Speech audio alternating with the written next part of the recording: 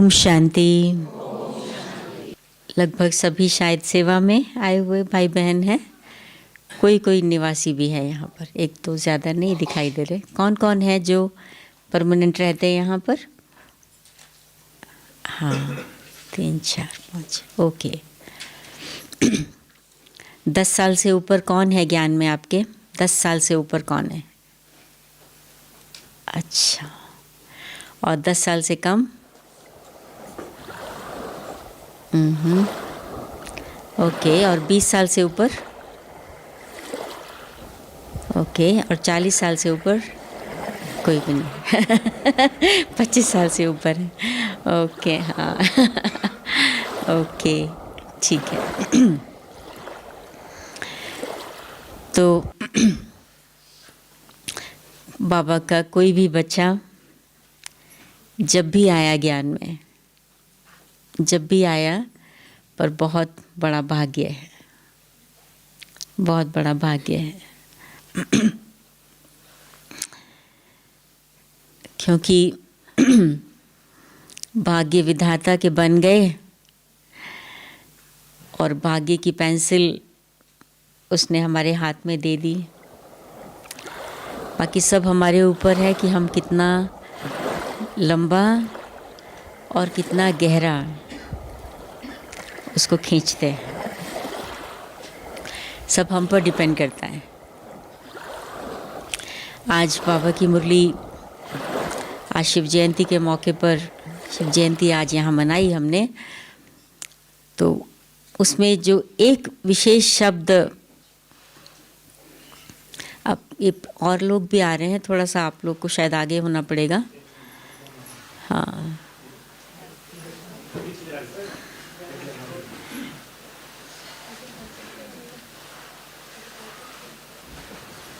थोड़ा सा और हो जाइए। हाँ, तीर्थ यात्रा प्रचार, चलते चलिए, चलते चलते आगे आए। हाँ, ये पीछे का थोड़ा सा एरिया खाली कर देंगे ना, तो यहाँ आगे आ जाइए आप लोग। जो लेट कमर्स हैं वो पीछे बैठ जाएंगे। फिर भाई लोग भी थोड़ा सा आगे हो जाइए, बहनें ज़्यादा हैं और थोड़ा उनको स्पेस ज़्यादा मिल जाएगा।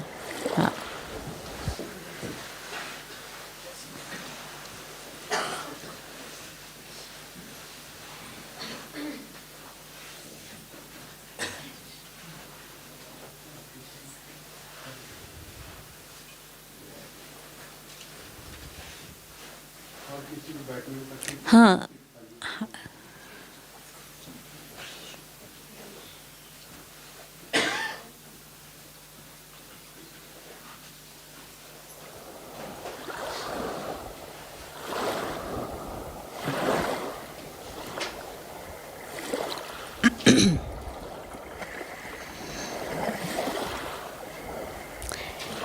तो आज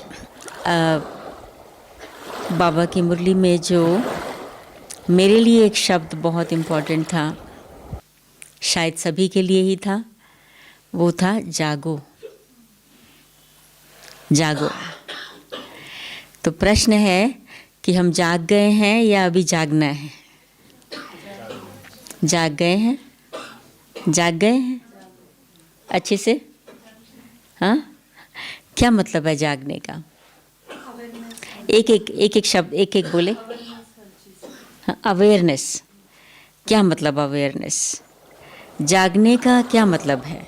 जागो मुरली है बच्चों के लिए, लौकिक लोगों के लिए नहीं, ठीक है ना। 7 डेज कोर्स जो हम देते हैं वो लौकिक लोगों के लिए है, लेकिन मुरली तो ब्राह्मणों के लिए होती है। तो मुरली में बाबा कह रहे हैं जागो, अलबेलेपन से जागो, अलबेलेपन से जागो। और भी कुछ? अटेंशन, समय कौन सा है, समय की पहचान करो। बहुत अच्छा। और स्मृति स्वरूप बनो। और भी कुछ? हाँ जी, लक्ष्य और मंजिल को याद रखो। लक्ष्य जी, नया युग सामने दिखाई दे रहा है, इसलिए इसीलिए क्या करें, इसीलिए जागो, इसीलिए जागते रहो। अच्छा, अभी घर जाना है, अभी घर जाना। बहुत अच्छा, बहुत अच्छा, आप सब उत्तर दे रहे हैं। तो बात इस चीज़ की है कि ये जो पॉइंट्स हमने अभी रिवाइज़ किए थोड़े से, तो दिन भर में हमको इसकी स्मृति, जिसको अवेयरनेस कहा, कितना रहती है दिन भर में। क्योंकि अभी जो समय चल रहा है ना, बेशक हम लोग कोई 5 साल 10 साल 15 साल जितने भी साल जिसको हो गया ज्ञान में, लेकिन एक होता है कि हम इस चढ़ती कला के समय पर, चढ़ती कला के संगम युग पर कहाँ से शुरू करके कहाँ तक तो पहुँच गए हैं, कहीं तक तो पहुँच गए हैं। हम शूद्र से ब्राह्मण बन गए, ये ऑलरेडी साइन है कि हम ऊपर चढ़ गए हैं, थोड़ा सा चढ़ गए हैं।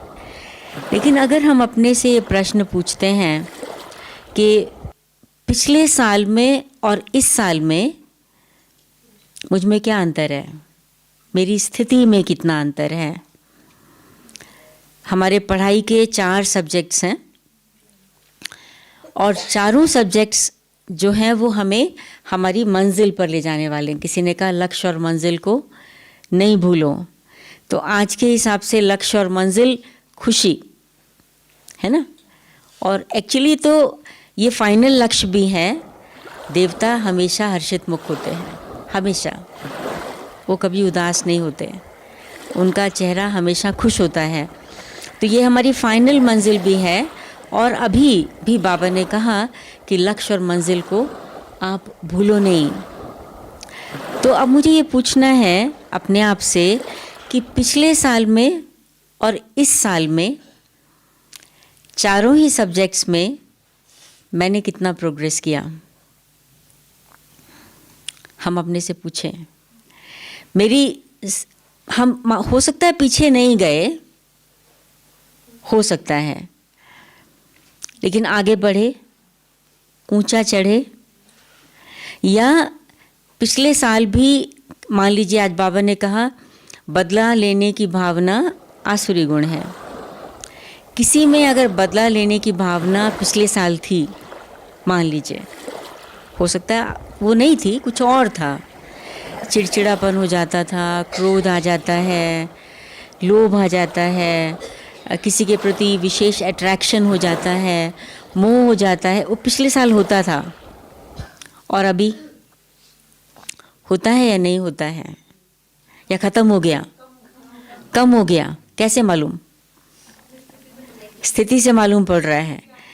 तो मालूम पड़ता है ना कि हम कितना ऊंचा जा रहे हैं। अभी मान लीजिए, मुझे याद है कि एक समय था जब हम लोग ये पुरुषार्थ करते थे, बहुत साल पहले की बात है, कि मुरली सुनने के बाद मुरली की कॉपी में जो पॉइंट्स नोट किया, या मुरली जो हमारे हाथ में, उसको बंद करके अपने आप से पूछें कि क्या हम 10 पॉइंट्स मुरली के याद कर सकते हैं? 10 पॉइंट्स। ऐसे नहीं बाबा ने कहा अपने को आत्मा समझो, मुझे याद करो, वो तो बाबा रोज़ ही कहता है।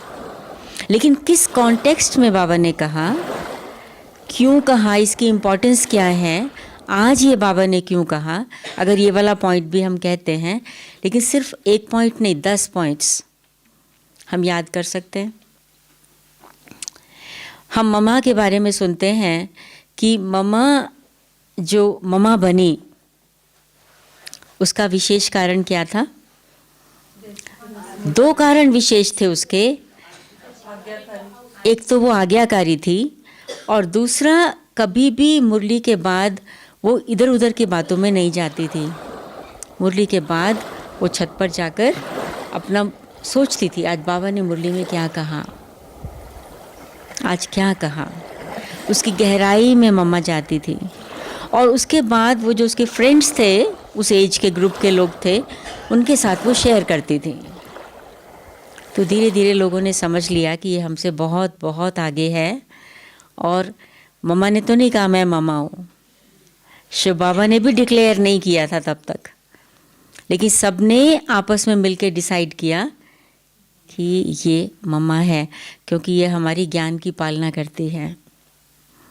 तो हम अपने आप से पूछें कि मुरली सुनने के बाद हमको पहला संकल्प कौन सा आता है? पहला संकल्प मोबाइल देखने का आता है कि कोई मैसेज तो नहीं आया। पहला संकल्प किसी से बातचीत करने का आता है। पहला संकल्प भाग के नाश्ता करने जाके लाइन में खड़े होने का आता है। पहला संकल्प हमको मुरली सुनने के बाद कौन सा आता है? यह हमें अपने आप से पूछना है, क्योंकि अगर हमारा पहला संकल्प मुरली के बाद ज्ञान युक्त नहीं होगा तो सारा दिन मुरली की स्मृति रहना और उस स्थिति में स्थित होना इतना आसान नहीं है, इतना आसान नहीं है, क्योंकि उसके बाद दिन भर में इतने सारे काम होते हैं, इतनी सारी बातें होती हैं, इतनी सारी जिम्मेवारियां होती हैं कि वो हमको याद रहेगा नहीं। इसलिए ये बहुत बहुत ज़रूरी है। ज्ञान आधार है हर चीज़ का। तो अभी आप अपने आप से पूछो, 2 मिनट साइलेंस में बैठते हैं, 2 मिनट, और आप अपने आप से पूछो कि मेरे को आज की मुरली में से कितने पॉइंट्स याद हैं। नोटबुक देखना नहीं, याद करने की कोशिश करो।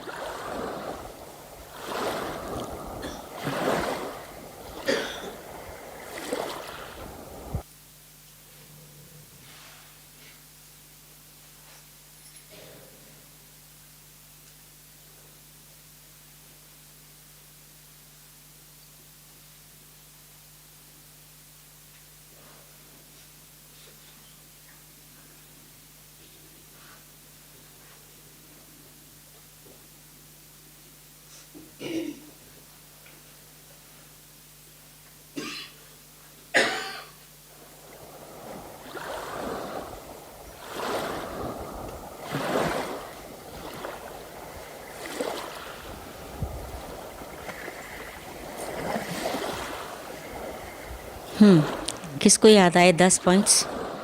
10 वरदान और स्लोगन याद आया, और 8 पॉइंट्स याद आए। किसको आए?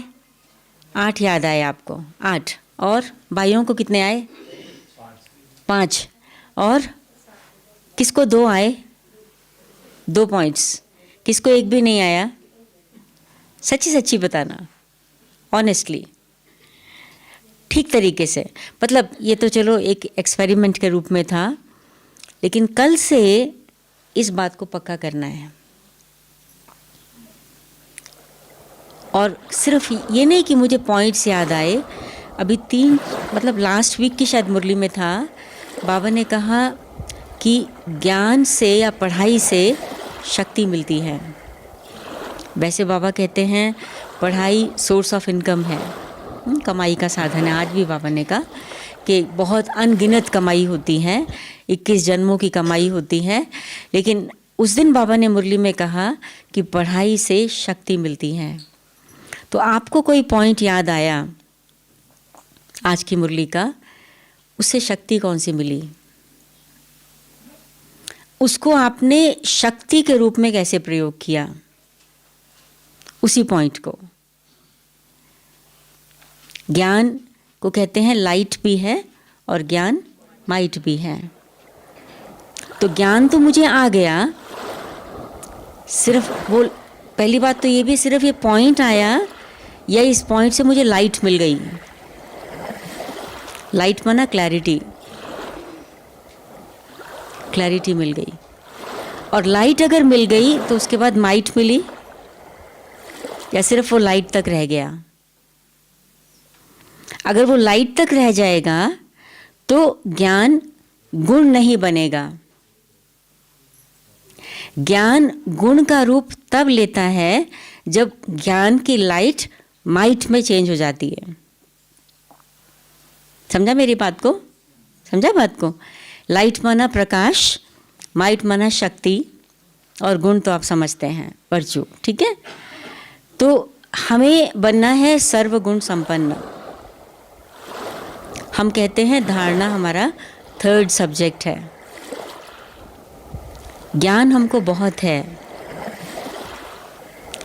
लेकिन गुण हर समय नहीं रहते हैं। हर समय नहीं रहते हैं। कभी तो हम खुशी एक गुण है ना, शांति गुण है, प्रेम गुण है। कभी तो शांत होते हैं, कभी तो नहीं होते हैं। लेकिन ज्ञान है, मैं आत्मा शांत स्वरूप हूं। ये ज्ञान तो है, लेकिन गुण नहीं आया अभी। थोड़ा सा है, थोड़ा सा नहीं है, या इतना सा है, ज्यादा नहीं है। ज्यादा शांत रहते हैं, ज्यादा अशांत रहते हैं। ये देखना है अपने आप को कि वो ज्ञान जो है वो गुण में परिवर्तन होना चाहिए। लोगों को हमारा ज्ञान नहीं चाहिए। हम अगर ज्ञान सुनाए, लोगों को हमारा ज्ञान नहीं चाहिए।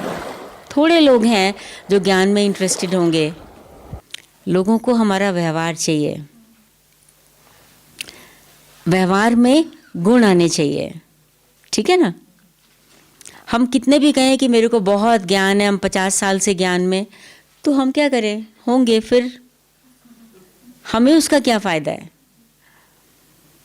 पहले भी आप ऐसा ही व्यवहार करते थे। मान लीजिए आपकी चीज़ें फैली रहती थी, कोई ठीक ठिकाने पर नहीं होती थी। अभी भी चीज़ें फैली रहती हैं, अभी भी ठीक ठिकाने पर नहीं होती हैं। चेंज तो कोई आप में आया नहीं। जो आप थे वैसे के वैसे ही हैं। पहले भी आपको गुस्सा आता था, अभी भी आपको गुस्सा आता है। होगा ज्ञान आपके पास, कौन सी बड़ी बात है। हमको क्या करना है आपके ज्ञान का। तो लोगों को चाहिए हमारा व्यवहार। ब्राह्मण परिवार को भी चाहिए हमारा व्यवहार, ज्ञान नहीं चाहिए। सब ब्राह्मणों के पास बहुत ज्ञान है, ठीक है ना। कोई भी ब्राह्मण ऐसा नहीं जिसको ज्ञान नहीं, बहुत ज्ञान है सबको, चाहे छोटा हो चाहे बड़ा हो। किसी को भी ज्ञान नहीं चाहिए, उनको व्यवहार चाहिए। आजकल कभी कभी क्या होता है, कोई मुरली सुनाता है ना, मुरली में बाबा सब प्रकार की बातें कहते हैं, ज्ञान की भी, योग की भी, धारणा की भी, सेवा की भी। बाबा तो बाबा है। लेकिन जो मुरली सुनाता है, अगर उसकी धारणा उस अनुसार नहीं होती जो बाबा कह रहे हैं, तो जो क्लास में बैठे वाले लोग होते हैं ना, तो वो कमेंट्स करना शुरू कर देते हैं। आपस में खुसफुस शुरू हो जाती है कि ये बहन जी मुरली तो पढ़ रही हैं, लेकिन खुद तो ऐसा करते नहीं। होता है, होता है या नहीं होता है? होता है। क्यों होता है? क्यों होता है? क्योंकि हम प्रैक्टिकल एग्जाम्पल देखना चाहते हैं, ठीक है ना। हम प्रैक्टिकल एग्जाम्पल देखना चाहते हैं। तो लेकिन प्रश्न ये है कि हम सिर्फ प्रैक्टिकल एग्जाम्पल देखना चाहते हैं या दिखाना भी चाहते हैं? सिर्फ देखना चाहते हैं या हम बनना भी चाहते हैं? पहले क्या चाहते हैं? पक्की बात, पक्की बात है, पहले हम बनना चाहते हैं। तो अगर हमारा ध्यान इस बात पर है कि मुझे प्रैक्टिकल एग्जाम्पल बनना है, तो फिर हम देखेंगे नहीं, फिर हम कमेंट्स नहीं करेंगे, फिर हम कमेंट्स नहीं करेंगे, फिर हम क्रिटिसाइज नहीं करेंगे, क्योंकि मुझे बनना है, मुझे बनना है, मुझे बनकर दिखाना है। तो ये कैसे होगा जब वो ज्ञान की लाइट माइट में चेंज हो जाती है। उसके लिए बाबा ने हमको फॉर्मूला दिया है कि स्मृति से समर्थि आती है। और स्मृति में और याद में, ज्ञान की पॉइंट याद है और स्मृति, उसमें फ़र्क है, फ़र्क है। सिर्फ मुझे पॉइंट याद है या वो मेरी स्मृति में है, मैं उसका स्वरूप हूँ।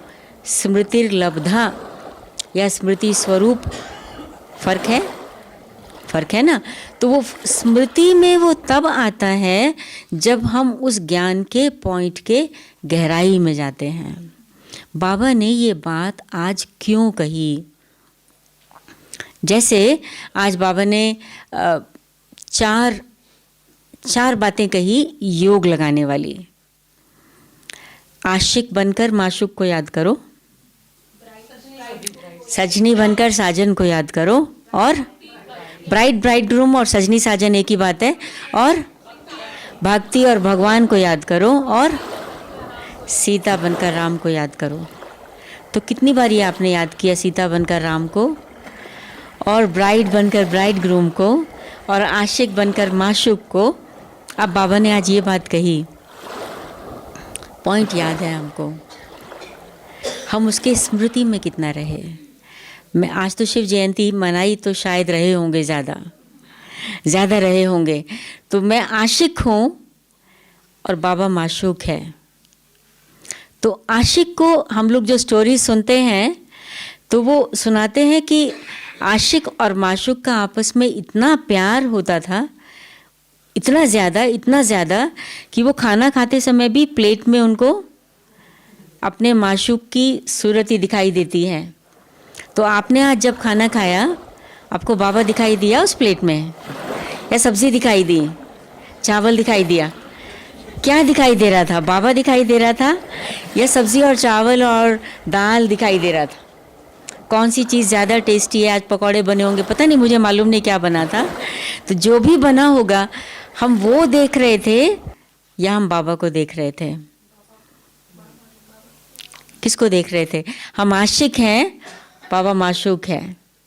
उसको मतलब आशिक को माशूक के अलावा कुछ और दिखाई देता ही नहीं। तो आज हमें किसी की कमी दिखाई दी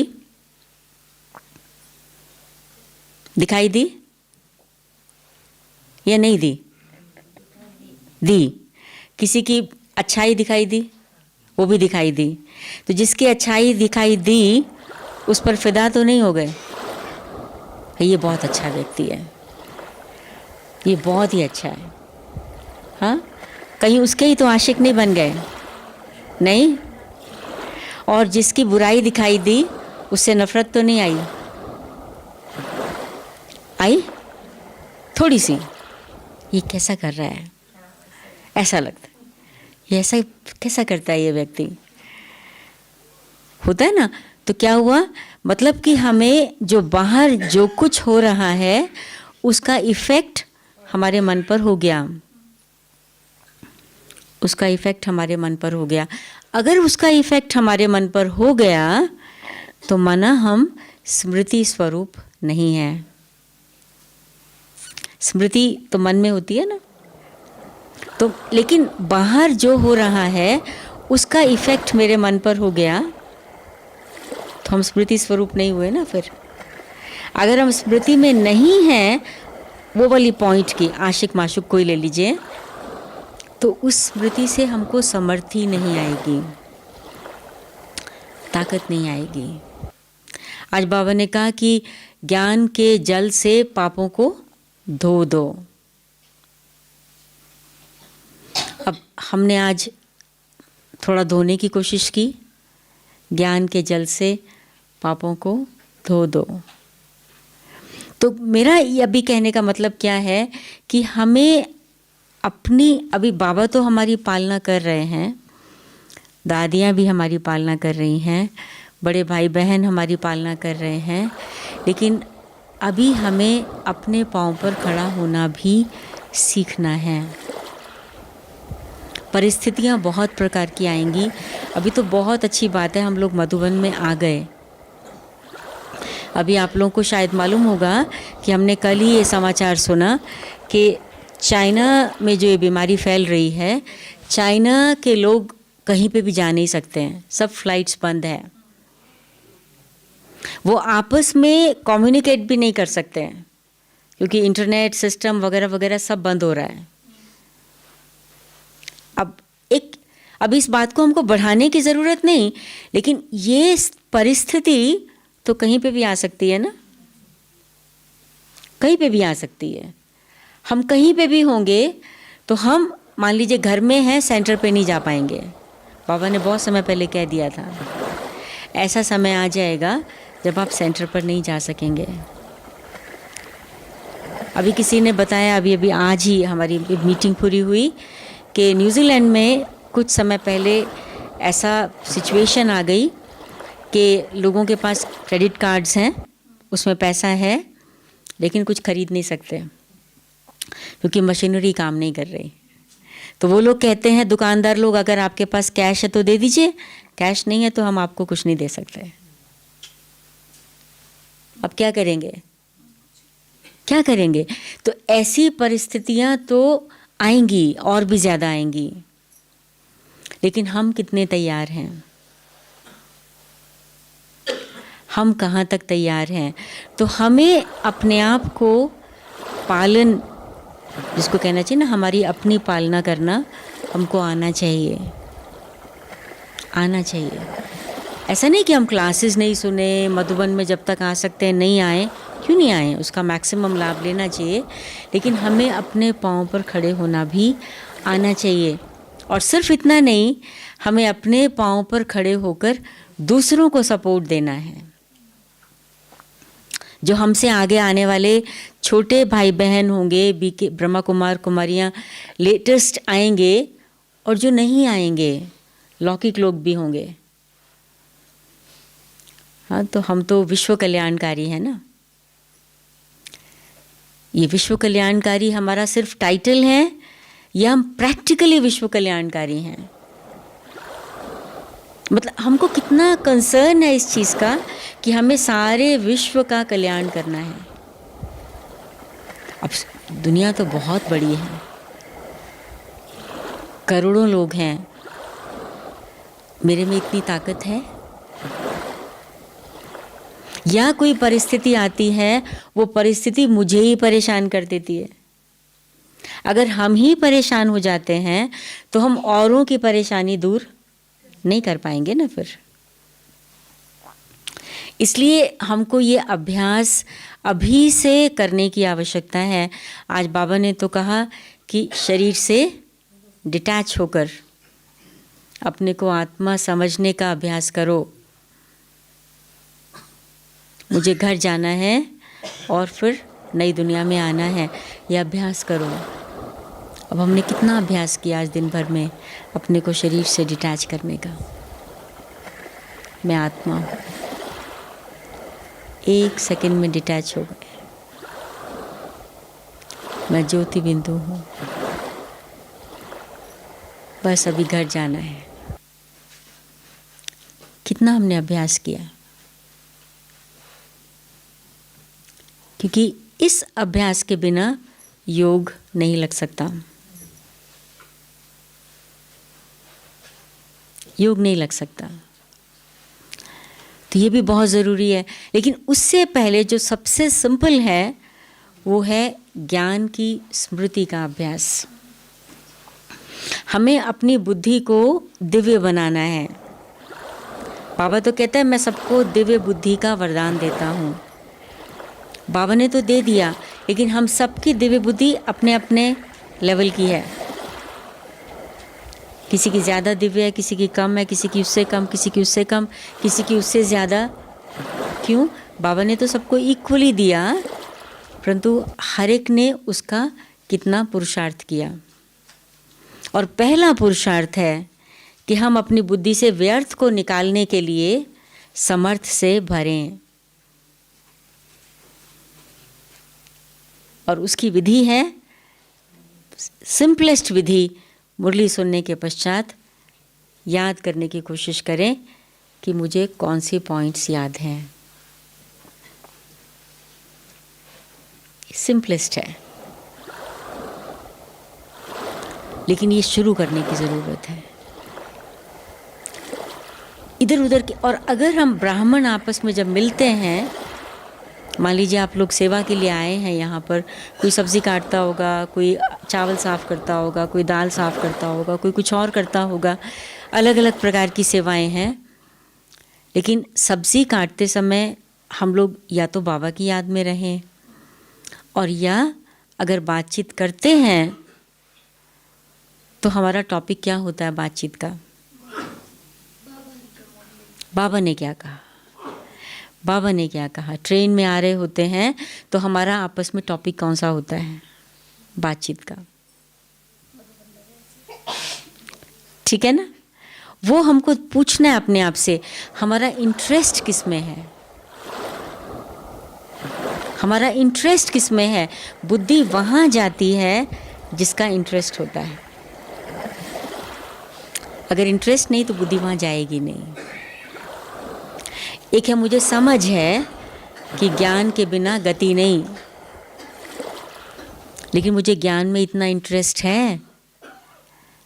एक होता है नियम अनुसार भक्ति और भगवान, भाई मंदिर में जाना ही है, पूजा करनी है, आरती करनी है, भजन गाना है, जोत जगानी है, मुझे क्लास में जाना है, अटेंडेंस लगानी है, मुरली सुननी है, बस दैट्स ऑल। लेकिन नहीं, मुझे ज्ञान गंगा बनना है, मुझे ज्ञान गंगा बनना है। आज बाबा ने कहा शिव शक्ति, शिव शक्ति या महारथी, महारथी हाथी पर सवार हैं, शिव शक्ति शेर पर सवार हैं। मैं कौन हूँ? मैं कौन हूँ? हाँ, मैं कौन हूँ? तो मुझे अपने आप से पूछना है। तो इसलिए सबसे पहली बात मेरा आपको आज कहने का है कि आप कल से लेकर ये पुरुषार्थ ज़रूर शुरू कर दीजिए, बहुत ज़रूरी है। और दूसरी बात, अगर हम योग सब्जेक्ट को लें तो एक होता है हम विशेष बैठकर योग लगाते हैं, उसके बिना भी गुजारा नहीं, लेकिन सारा दिन तो हम बैठ नहीं पाते, चाहे घर में हो, चाहे यहाँ हो, चाहे सेंटर पे हो, कहाँ पे भी हो। हमें देखना है कि हम दुनिया को बोलते हैं कि हम राजयोग, कर्म योग भी है, बुद्धि योग भी है, संन्यास योग भी है, मनोयोग भी है, वगैरह वगैरह। और मैं कर्म योगी हूँ, मैं कर्म योगी हूँ। तो मुझे जब तक कर्म योगी स्टेज का अनुभव नहीं होगा, तब तक हम जब विशेष बैठकर योग लगाते हैं ना, योग लगेगा नहीं। बुद्धि कहीं कहीं जाएगी, कई संकल्प आएंगे, हो सकता है सेवा के ही आएंगे, मगर आएंगे, कोई व्यर्थ के नहीं आएंगे, लेकिन सेवा के भी आ सकते हैं, ज्ञान के भी आ सकते हैं, लेकिन वो योग तो नहीं हुआ ना। जब तक हम कर्म योगी नहीं बनेंगे तब तक हम एक्चुअली राजयोगी नहीं बन सकते।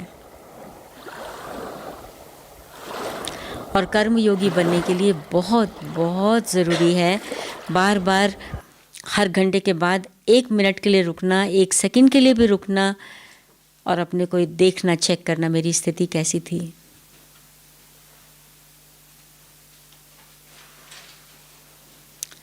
ठीक है। और तीसरा है धारणा। धारणा में मुझे ऐसा लगता है कि हमें 2 बातों का अभ्यास बहुत आवश्यक है जो हमें अंत में काम आएगा, और अभी तो काम आएगा ही आएगा। एक है हम कितना जल्दी हम बिंदु लगा पाते हैं। पापा कहते हैं पास्ट को पास्ट कर दो, डॉट लगा दो। हम सबको पॉइंट मालूम है ये, पर लग जाता है हमसे या नहीं लगता है? कितना जल्दी हमसे बिंदु लग जाता है। पेपर पे तो इजी है लगाना, यहाँ लग जाता है, या संकल्प चलता रहता है। इसके बिना हमारी स्थिति अडोल नहीं बनेगी। जो हम स्थिर स्थिति चाहते हैं ना, स्टेबल, अडोल, अचल अडोल, अंगद की तरह, वो डॉट लगाने के बिना नहीं बनेगी। और सेकंड जो अभ्यास हमको बहुत ज़रूरी है, जिसको कहते हैं, बाबा भी बहुत बार बोलते हैं, साक्षी स्थिति। हमको अभी तक साक्षी स्थिति की सीट पर बैठना आया या नहीं आया? हमें पॉइंट तो मालूम है साक्षी का, लेकिन जैसे मान लीजिए कोई गलत कर रहा है, हम उसको तो कुछ नहीं कह रहे, लेकिन अंदर क्रिटिसाइज कर रहे हैं,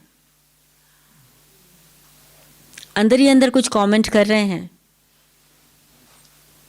तो इसका मतलब हम साक्षी नहीं हुए ना, नहीं हुए। तो हमें आया कि नहीं आया, तो ये दोनों अभ्यास के बिना हम स्टेबल स्टेज पर नहीं पहुंचेंगे। ये हमको अपना धारणा के सब्जेक्ट के लिए ये ले लेना चाहिए। धारणाएं बहुत सारी हैं, बहुत सारी हैं, 36 गुण हैं और शक्तियां हैं और ये सब हैं, लेकिन अब सबकी तो लिस्ट भी याद रहना इतना आसान नहीं। लेकिन अगर एक बेसिक बात ले लेना, पकड़ लें, तो उससे कनेक्टेड फिर सब बातें आ जाती हैं। और चौथा है सेवा। तो हमें देखना है कि हम कोई भी सेवा करते हैं उसमें सेवा की भावना है या नहीं है।